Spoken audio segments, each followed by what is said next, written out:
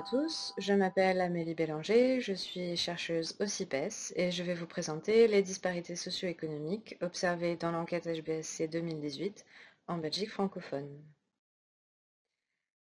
Dans la brochure, nous avons traité 6 indicateurs socio-économiques et je vais vous en présenter un ici, l'aisance matérielle. Dans l'enquête HBSC, elle est mesurée au moyen d'un petit outil qui s'appelle le Family Affluent Scale et qui mesure les ressources matérielles du foyer par des questions qui sont accessibles aux élèves. On leur demande combien est-ce qu'il y a de voitures ou de camionnettes dans le foyer, combien d'ordinateurs ou de tablettes, combien de salles de bain dans la maison, est-ce qu'ils ont leur propre chambre, est-ce qu'il y a un lave-vaisselle, et combien de fois est-ce qu'ils ont pu partir en vacances en dehors de la Belgique avec leur famille au cours de l'année passée. Ici, on a regroupé cette aisance matérielle en 3 catégories, élevée, moyenne et faible. En bref, pour la majorité des indicateurs que l'on a étudiés, on a observé un gradient qui est favorable aux enfants issus des foyers les plus aisés. C'est le cas pour l'état de santé, le bien-être, la plupart des comportements favorables à la santé.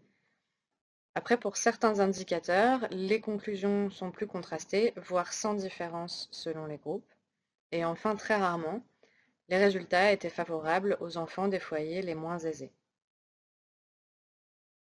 4 indicateurs de l'état de santé illustrent ici ce gradient favorable aux élèves les plus aisés, la perception positive de sa santé, la satisfaction élevée de la vie, les symptômes multiples fréquents et le fait d'avoir déjà eu une carie. Les symptômes multiples fréquents, c'est un indicateur qui regroupe les élèves ayant déclaré ressentir au moins une fois par semaine au cours des 6 derniers mois 2 symptômes ou plus, parmi une liste dans laquelle on retrouvait notamment les maux de ventre, les maux de tête, les maux de dos ou le fait de se sentir déprimé. Les élèves des foyers les plus aisés déclarent plus fréquemment se sentir en bonne santé, être très satisfaits de la vie, et déclarent moins fréquemment des symptômes multiples fréquents ou avoir déjà eu une carie que les élèves ayant une aisance matérielle moyenne ou faible. Ces indicateurs de la perception de l'environnement scolaire ne montraient pas de différence. Quel que soit le niveau d'aisance matérielle, environ un élève sur 4 se déclarait très satisfait de l'école et environ 38% se déclaraient stressés par le travail scolaire. Une dizaine d'autres indicateurs ne montraient pas de variation en fonction de l'aisance matérielle, parmi lesquels on peut citer avoir fait un régime pour perdre du poids, avoir expérimenté le tabac, avoir expérimenté le cannabis ou avoir été victime de cyberharcèlement ou de harcèlement au cours des 12 derniers mois.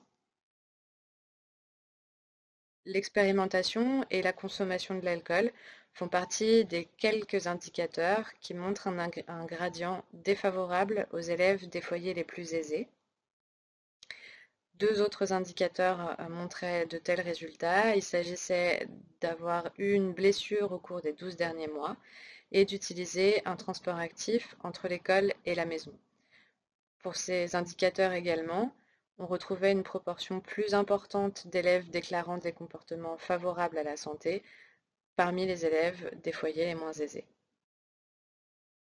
Vous retrouverez les résultats complets dans la brochure dédiée aux disparités sociales qui sera bientôt disponible sur le site du CIPES. Merci de votre attention.